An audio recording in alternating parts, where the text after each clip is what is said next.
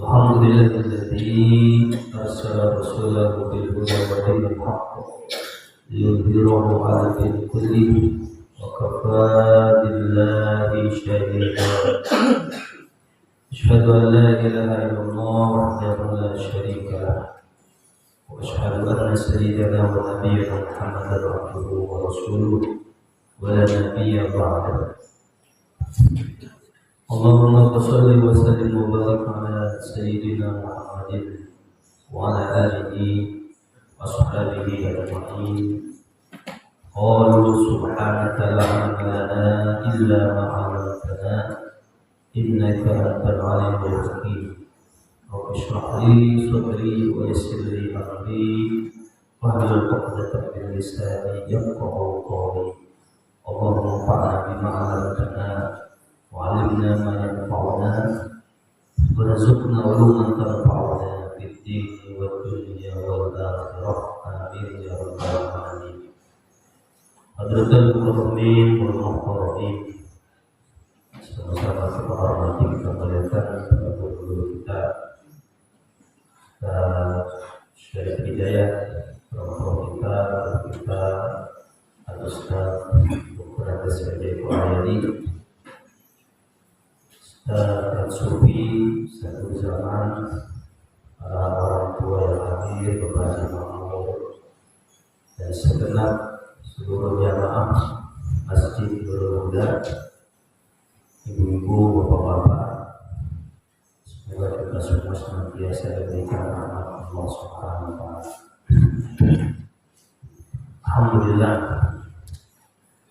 bersyukur kepada Allah atas segala kenikmatan yang telah diberikannya kepada kita semua. Banyak sekali nikmat-nikmat Allah yang sudah Allah berikan kepada kita. Nikmat iman, nikmat Islam, nikmat sehat, panjang umur, nikmat sempat hadir di majelis ini.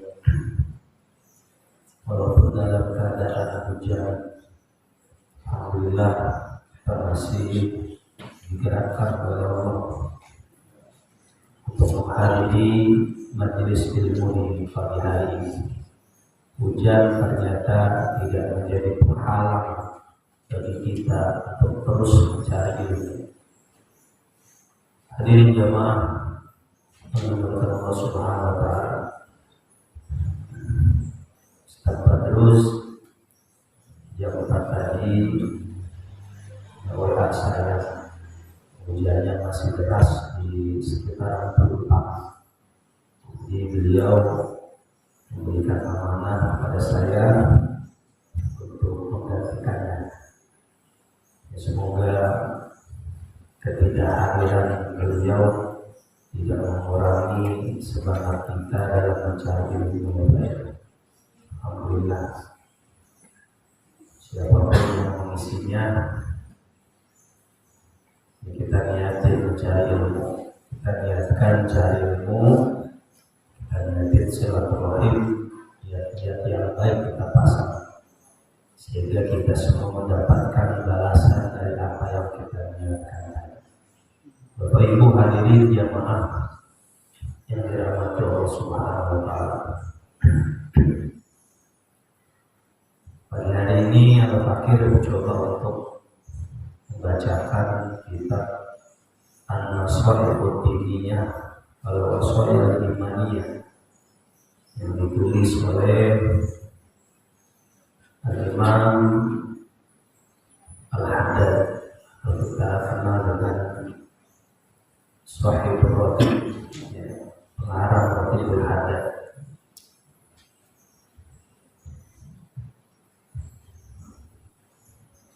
Ada pesan yang sangat penting yang beliau sampaikan di dalam kitab An-Nasaihul Diniyah ini, bahwa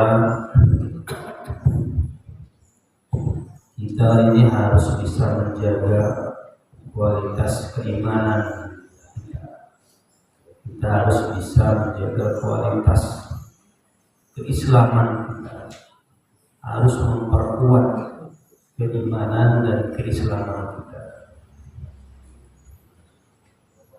Dengan apa caranya? Islam kita ini makin kuat, makin mantap, maka harus kita kerjakan segala apa yang Allah perintahkan. Perintah-perintahnya harus kita kerjakan, larangan-larangannya harus kita tinggalkan. Ini yang bisa memperkuat keimanan dan keislaman kita. Apapun yang Allah perintahkan, yang menjadi perintah Allah, kita harus siap melaksanakan. Apapun yang Allah larang, maka kita pun harus siap untuk meninggalkannya. Maka dengan ini, insya Allah, keimanan kita akan menjadi kuat. Ya, ketakwaan, keislaman kita juga akan menjadi kuat. Saya coba mengutip sedikit apa yang disampaikan oleh beliau. Wa khudh nafsaka bimtithali awamirillahi ta'ala wastinabi maharimihi. Jadikanlah dirimu agar terus melaksanakan perintah-perintah Allah dan menjauhi larangan-larangannya. Wa in waqa'ta fi syai'in minha fatub ila Allah ta'ala minhu. Maka ketika engkau terjatuh pada kemaksiatan, ada perbuatan dosa, ketika kita tergelincir ke dalam perbuatan maksiat, perbuatan dosa, apa saran beliau? Fatub ilallahi ta'ala minhu. Maka segeralah bertaubat, segeralah kembali kepada jalan yang benar, segeralah kembali kepada Allah, langsung bertaubat. Wahdar kullal hadri minal israri alaihi. Dan takutlah dengan setakut-takutnya daripada meneruskan perbuatan dosa dan maksiat tadi.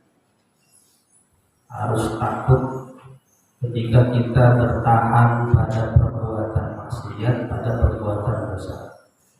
Hadirin jamaah yang dimuliakan Allah Subhanahu wa taala. Al-Imam Al-Haddad memberikan nasihat kepada kita. Maka kata beliau adalah kita ini harus siap untuk senantiasa melaksanakan, menjalankan perintah-perintah Allah dan menjauhi apa yang dilarang. Perintah-perintah Allah itu banyak. Ya, sholat merupakan perintah Allah. Ya, baca Quran, bahkan hadir di majelis ilmu. Ya, dan sekali banyak lagi perintah-perintah yang ada dalam Al-Quran. Dan kita juga harus bisa menjauhi segala larangan-larangan Allah. Tapi ketika kita terjerumus ke dalam perbuatan dosa, terpleset kita, manusiawi memang, terpleset kita ke dalam perbuatan dosa dan maksiat, maka kalau sudah seperti ini, sudah terlanjur berbuat dosa, segera bertaubat kepada Allah. Ya, segera taubat, kembali kepada Allah. Kita sesali perbuatan dosa tersebut. Kita berazam, bertekad untuk tidak mengulanginya. Jangan sampai betah di perbuatan dosa dan maksiat. Contoh gini Pak, kalau kita kejebur masuk ke dalam selokan, masuk ke got, kepleset kita ke got. Orang kalau sudah kepleset jatuh masuk got, apa yang harus dilakukan? Harus bangkit keluar dari got, ya, bangkit keluar dari got itu. Udah bosan betah-betah di got, udah masuk ke kepleset jatuh ke got, sekalian mandi di got. Kalau sudah jatuh ke dalam got, kotor baju kita. Yang harus kita lakukan adalah segera keluar agar kita bersihkan. Untuk kita bersihkan, ya, gak usah diam-diam, gak usah lama-lama di got itu, malah mainan mandi got. Ketika kita jatuh terpeleset ke dalam perbuatan dosa dan maksiat, jangan asik di dalamnya, ya segera bertobat. Tak keluar dari tempat maksiat, tak keluar dari perbuatan dosa dan maksiat tersebut, ya patub ilallahi ta'ala, dan segera bertobat kepada Allah Subhanahu wa ta'ala. Terpeleset umpamanya ke bawah lingkungan, diajak minum, akhirnya dia ikut minum. Ada yang lain mabuk, bawa akhirnya dia ikut mabuk. Ya. Kalau udah demikian gimana? Harus segera bertobat. Jangan udah mabuk sekalian dari mabuk. Dan biarin kali-kali berbuat dosa apa-apa. Ya. Nah ini namanya meremehkan. Nomor Anda memberikan nasihat kepada kita. Ketika kita terjatuh ke dalam kemaksiatan, dalam perbuatan dosa, maka jangan asik di dalamnya, harus segera bertaubat. Jangan menunda-nunda taubat memperbaiki kesalahan kita. Bahkan Luqmanul Hakim memberikan wasiat kepada putranya. Salah satu wasiat dari Luqmanul Hakim kepada putranya, dan tentunya kita bisa ambil untuk pelajaran dari wasiat tersebut, yaitu ya bunayya la tu'akhirit taubata fa innal mauta ya'ti baghtatan. Kata Luqmanul Hakim kepada putranya, wahai anakku, janganlah kau tunda-tunda taubat, jangan kau akhirkan taubat. Jangan nunda-nunda untuk beramal soleh. Jangan menunda-nunda untuk berbuat baik. Apa yang bisa kita lakukan dalam bentuk kebaikan-kebaikan, maka segeralah laksanakan. Jangan nunda-nunda untuk berbuat baik. Ya, fa innal mauta ya'ti baghtatan. Karena sesungguhnya kematian itu datang secara tiba-tiba. Kematian datang tiba-tiba, dadakan. Jangan nunda-nunda beramal soleh, jangan nunda-nunda sholat, jangan nunda-nunda baca Quran. Nanti aja sholatnya, ya, nanti aja sholatnya. Kalau udah tuaan dikit, nanti aja sholatnya kalau udah tuaan dikit. Ya justru dari muda kita sekarang kita biasakan. Ya, anak-anak kita didik, kita ajarkan agar mereka terbiasa. Nanti aja baca Qur'annya kalau udah punya cucu. Ya, kalau udah punya cucu repot lagi. Ya. La tu'akhirit taubah, jangan menunda-nunda perbuatan atau berbuat taubat. Jangan menunda-nunda kalau berbuat. Apa yang bisa kita lakukan dari kebaikan-kebaikan, maka lakukanlah sekarang juga. Innal mauta ya'ti baghtatan, karena kematian itu datangnya secara tiba-tiba. Malam masih ngobrol sama kita, pagi dengar pengumuman udah enggak ada. Ya, kematian itu bisa datang. Hadirin jamaah yang dirahmati Allah Subhanahu wa ta'ala.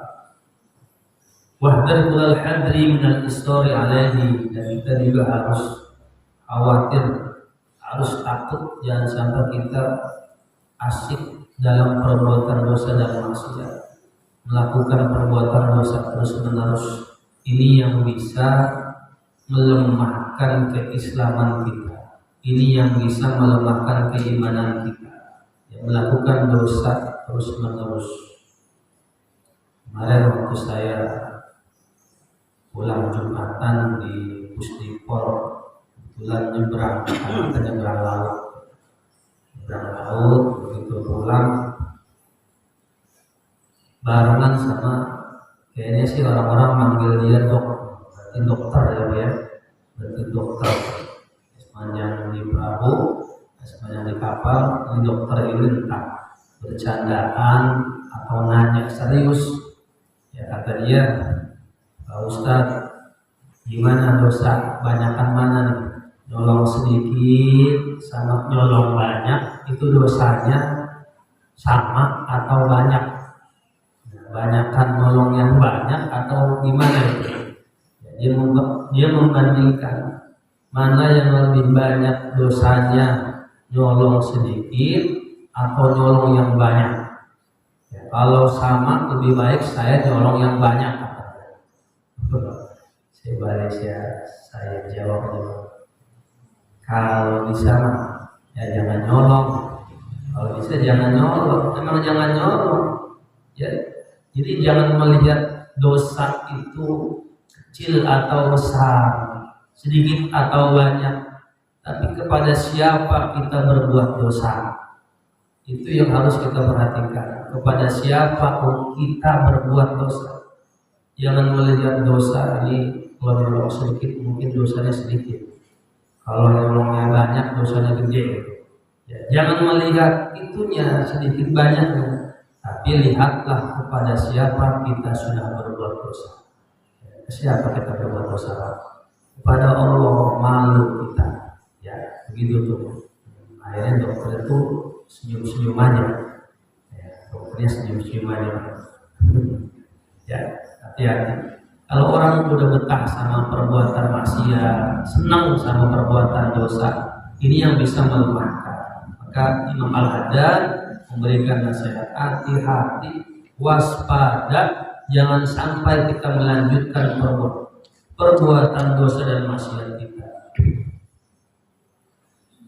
Wala tazal sa'ilan minallahi husnal khatimah, dan jangan berhenti, jangan putus-putus memohon berdoa kepada Allah agar dikaruniakan husnul khatimah. Ya. Jangan berhenti, jangan putus. Ketika berdoa, selipkan doa. Kita minta agar diwafatkan dalam keadaan husnul khotimah. Ini pesan atau nasihat dari Imam Al-Haddad. Guru-guru kita alhamdulillah setiap doanya yang dipanjatkan setelah sholat, ya, setelah berjamaah, selalu kita dengar ada doa-doa agar meminta husnul khotimah. Ya Allah, makhtimna min hadhihi dunya bi husnil khatimah wa la tahtimna minha bi su'il khatimah. Ya Allah, wafatkanlah kami dari dunia ini dalam keadaan husnul khatimah, dan jangan wafatkan kami dalam keadaan su'ul khatimah. Doa. Juga Ustaz cari kalau doa minta Fatimah, Allahumma inna nas'aluka husnal khatimah. Ya Allah, kami memohon kepadamu yaitu husnul khatimah. Jangan putus di doa kita baca. Selipkan dari sekian banyak doa-doa kita, selipkan doa memohon kepada Allah agar mendapatkan dalam keadaan husnul khatimah. Kita nggak tahu, ya, kita nggak tahu nanti kita bagaimana. Maka kita memohon kepada Allah agar diwafatkan dalam keadaan husnul khatimah. Ya. Tentunya orang itu akan meninggal, orang akan mati. Kematian akan mendatangi seseorang. Ya, bagaimana orang tersebut mengisi hidupnya? Bagaimana orang tersebut menjalani kehidupannya? Ya, selama dia hidup, dia isi dengan kebaikan, jamaah enggak tinggal, Quran istiqomah dibaca, kebaikan-kebaikan dilakukan, insya Allah ini orang akan mendapatkan husnul khotimah. Ya. Sebaliknya, kalau perbuatan-perbuatan maksiat dosa yang dilakukan hari-harinya ini diisi, waktunya ini diisi dengan dosa, lupa sama Allah, nggak mau sholat, nggak mau ibadah, nggak baca Quran, justru yang dikerjakan larangan-larangannya, ya, yang dilarang justru dikerjain, judi, mabuk, tolong, tipu, bohong, dan lain-lain. Na'udzubillah, khawatir ketika mengerjakan perbuatan dosa dan maksiat, khawatir kematian mendatanginya, maka dia matinya dalam keadaan su'ul khotimah, akhir hayat, akhir hidup yang jelek. Na'udzubillahi min dzalik. Jadi Imam Haddad memberikan nasihat kepada kita agar kita jangan putus, jangan berhenti memohon kepada Allah agar diwafatkan dalam keadaan husnul khotimah. Waqad balaghana anna asy-syaitana la'anahu Allah yaqulu, maka sungguh telah sampai kepada kami anna asy-syaitana, bahwasanya syaitan la'anahullah, Allah melaknatnya. Yaqul, syaitan ngomong. Apa kata syaitan? Qasama zuhri alladhi yas'alullaha ta'ala husnal khatimah, telah menghancurkan punggungku, ya, telah meremukkan punggungku, yaitu orang yang berdoa memohon kepada Allah husnul khotimah. Ya, setan ngomong, ya, punggungnya hancur, punggungnya remuk ketika ada orang yang terus memohon kepada Allah diwafatkan dalam keadaan husnul khotimah. Nah, kita tahu kan tugas setan. Tugas setan itu mencari dan mengajak temannya sebanyak-banyaknya, ya, agar menemani dia nanti di neraka. Ya, karena dia tahu yang tempatnya di mana. Maka tugas dia itu mengajak manusia sebanyak-banyaknya untuk masuk ke dalam neraka bersamanya. Tugas setan. Ya. Maka ketika kita dawamkan istiqomah memohon kepada Allah, ya, memohon kepada Allah agar diwafatkan dalam keadaan husnul khotimah, ini setan udah nyerah.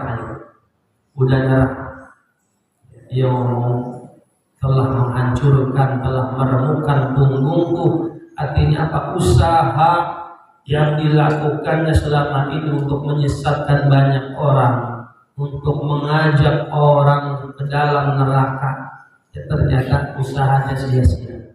Ya, usahanya sia-sia ketika ada orang yang terus istiqomah memohon kepada Allah diwafatkan dalam keadaan husnul khotimah. Ya, sia-sia selamanya, sia-sia usahanya selama ini. Ya, dari ajar maksiat, ujung-ujungnya dia bertobat kepada Allah, memohon kepada Allah diwafatkan dalam keadaan husnul khotimah. Ya, merasa putus asa di setan. Aqulu, kemudian setan mengatakan, mata yujibu hadza bi amalihi akhafu an fatana. Kata setan menambahkan, maka ketika seseorang ini yang membanggakan dengan amalan seperti ini, artinya tidak meninggalkan husnul khotimah, tidak meninggalkan doa meminta husnul khotimah, akhafu an fatana. Saya takut jangan-jangan manusia ini sudah pada cerdas semuanya. Ya, sudah pada cerdas mereka. Ketika kita terus istiqomah memohon husnul khotimah, maka disitulah membuat setan putus asa, membuat setan hancur remuk, usahanya selama ini gagal. Maka selipkan doa husnul khotimah. Ya, doa kepada apa ya?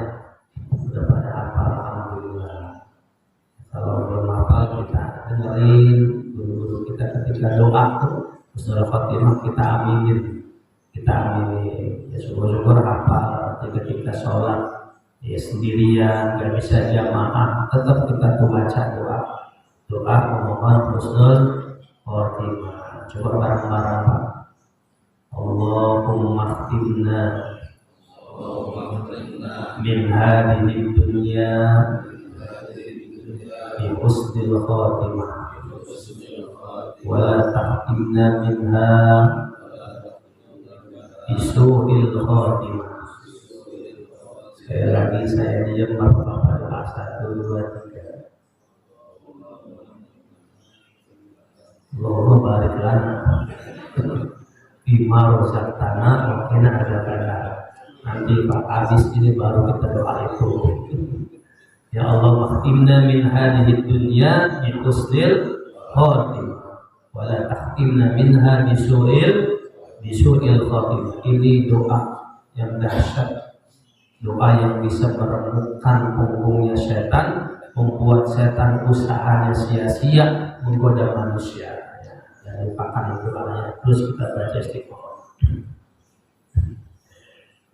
Wa akthir min alhamdi wa syukri lillahi ala nikmatil islam.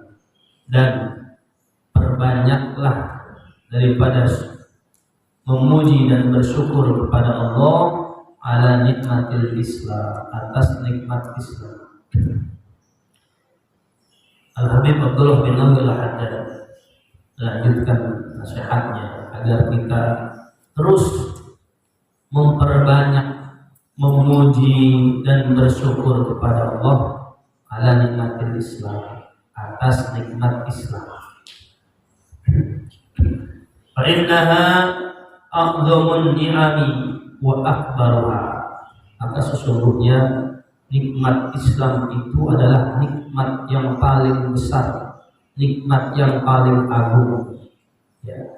Ketika Allah karuniakan kita menjadi seorang muslim, ketika Allah karuniakan kita memeluk agama Islam, sesungguhnya Allah sudah memberikan nikmat yang besar kepada kita. Nikmat yang agung adalah nikmat Islam. Kalau ada nikmat besar, artinya ada nikmat kecil. Ya, nikmat besarnya adalah nikmat Islam, nikmat iman. Berarti selain itu adalah nikmat-nikmat yang kecil. Contohnya Allah kasih kita harta, yang berarti itu nikmat kecil. Rezekinya ngalir terus, itu nikmat kecil. Mobil 10, bayar pajak pusing, nikmat kecil. Rumah mewah, itu adalah nikmat kecil. Selain nikmat iman dan nikmat Islam, maka sesungguhnya nikmat-nikmat itu adalah nikmat yang kecil.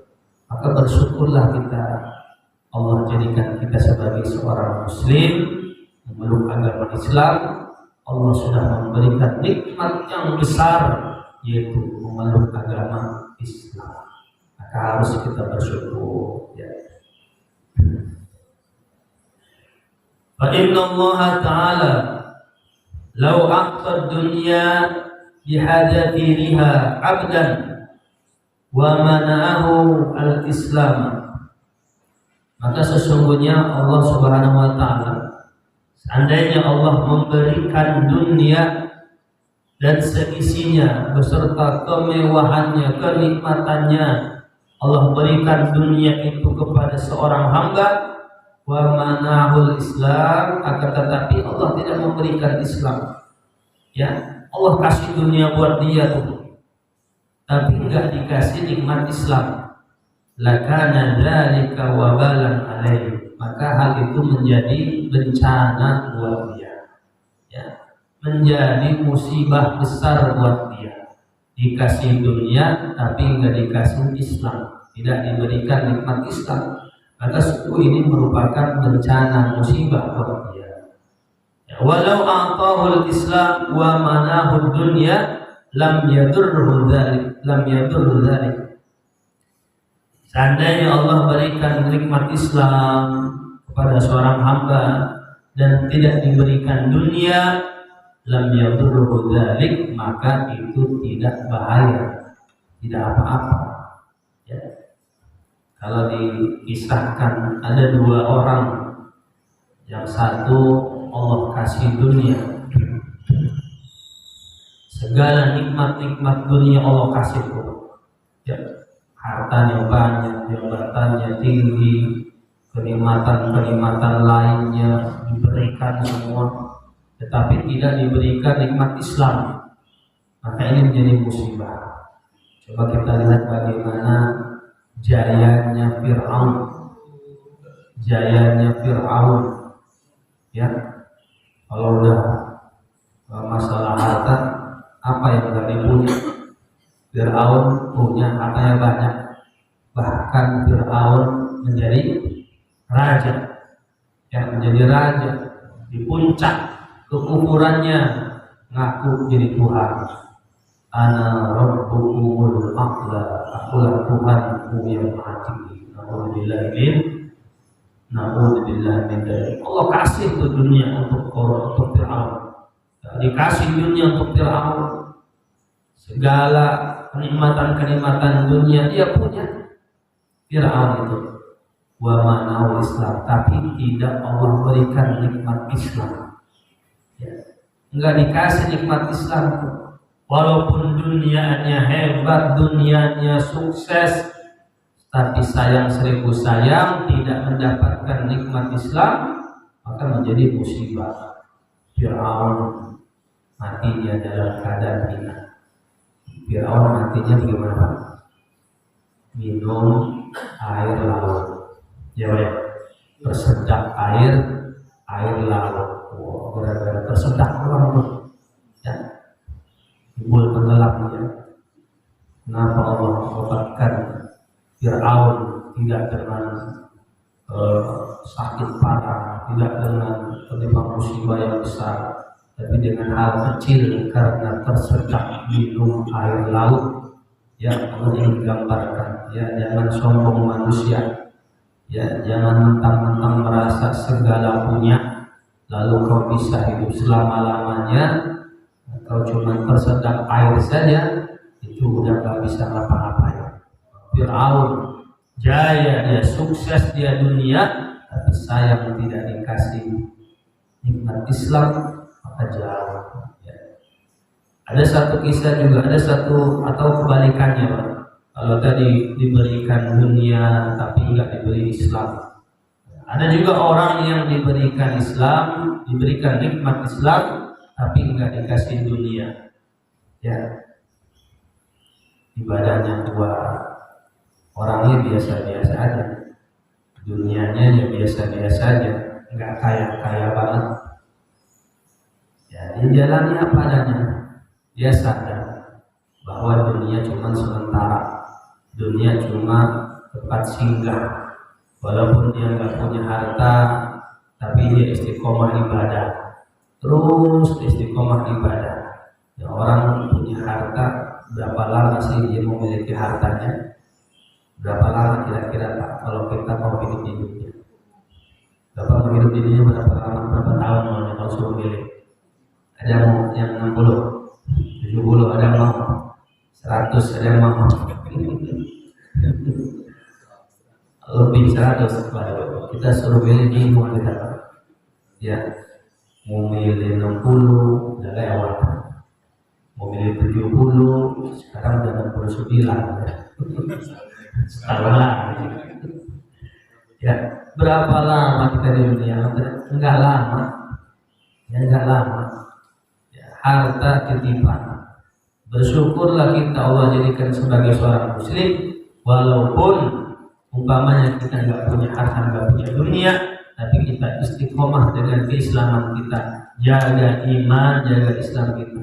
Ya, insya Allah di sini kata Imam Al-Haddad, di anal awwala yamutu fayasiru ilan nar. Kalau yang contoh pertama yang diberikan dunia tapi nggak diberi Islam, Kalau dia mati, dia matinya menuju neraka. Ya. Wa hadha tsani yamutu fayasiru ilal jannati. Maka contoh yang kedua, orang-orang yang diberikan nikmat Islam, yang diberikan nikmat iman, walaupun dia tidak diberikan dunia atau dunianya biasa-biasa aja, tapi dia istiqomah ibadahnya sampai wafatnya dia istiqomah, maka fayasir bilana. Kalau mati nanti dia insya Allah masuk ke dalam surga. Ya. Nah, jadi nikmat Islam itu nikmat yang besar. Bahkan salah satu nasihat dari Imam Ali dalam kitab Nasihat Ibad itu apa kata beliau? Inna min na'imid dunya yakfikal islamu nikmatan. Ya, sesungguhnya dari sekian banyak nikmat-nikmat dunia, cukup bagimu Islam merupakan nikmat yang besar. Maka ketika sudah diberikan nikmat Islam, jangan sampai ditukar dengan yang lain, digadai dengan dunia. Dalam Al-Quran Allah berfirman, ya ayyuhalladzina amanu taqullaha haqqa tuqatih wa la tamutunna illa wa antum muslimun. Allah sudah tegas, wahai orang-orang yang beriman, bertakwalah kepada Allah dengan sebenar-benarnya takwa, dan janganlah engkau mati kecuali dalam keadaan muslim, dalam keadaan berserah diri. Alhamdulillah, ada orang-orang yang sudah menjadi muslim, namun ketika masuk usia senja ditukar agamanya, digadaikan agamanya dengan yang lain. Alhamdulillah, maka kita berlindung kepada Allah. Allahumma ya muqallibal qulub, tsabbit qulubana ala dinika wa ala ta'atik. Ya, agar ditetapkan hati kita untuk senantiasa berada di jalan Allah, dalam agama Allah, dalam ketaatan kepada Allah. Hadirin jamaah yang dimuliakan Allah Subhanahu wa taala, inilah pesan atau nasihat dari Imam Haddad agar kita bisa menjaga keislaman dan keimanan kita. Kepada kita di dunia ini biasa-biasa aja, yang nggak kaya-kaya banget, nggak sukses-sukses banget, ya, tapi kita punya Islam. Ini nikmat besar yang harus kita jaga. Lalu bagaimana kita diberikan harta, diberikan dunia juga, kemudian diberikan Islam juga? Alhamdulillah udah kaya, hartanya banyak, tapi imannya kuat. Oh, ini luar biasa. Ya, ini mantap, gitu ya. Walaupun tidak, tapi bagi kita cukup menjadi seorang muslim istiqomah dengan keislaman dan keimanan kita. Ya, semoga ini menjadi wasilah yang Allah wafatkan kita dalam keadaan husnul khotimah. Amin ya rabbal alamin. Ini saja yang bisa kami sampaikan. Mudah-mudahan bermanfaat. Mohon maaf atas segala kekurangan dan kesalahan. Wallahu a'lam bishawab. Al-Fatihah. A'udzu billahi minasyaitonir rajim. Bismillahirrahmanirrahim. Alhamdulillahirabbil alamin. Arrahmanirrahim. Maliki yaumiddin. Iyyaka na'budu wa iyyaka nasta'in. Shiratal ladzina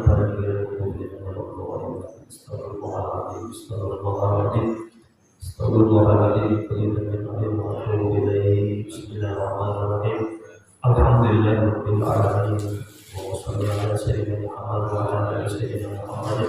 Allahumma ighfir lana dhunubana wa liwalidina warhamhum kama rabbayana shaghira wa li jami'il muslimin wal muslimat wal mu'minin wal mu'minat al-ahya'i minhum wal amwat innaka sami'un qaribun mujibud da'wat wa qadil hajat.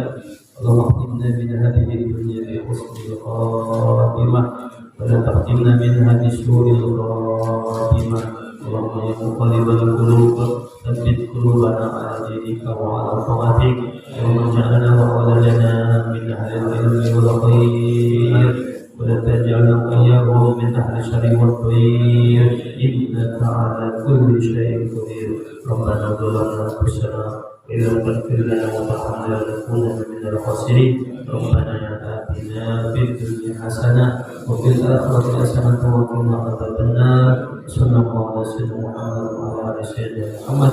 Alhamdulillahirabbil alamin.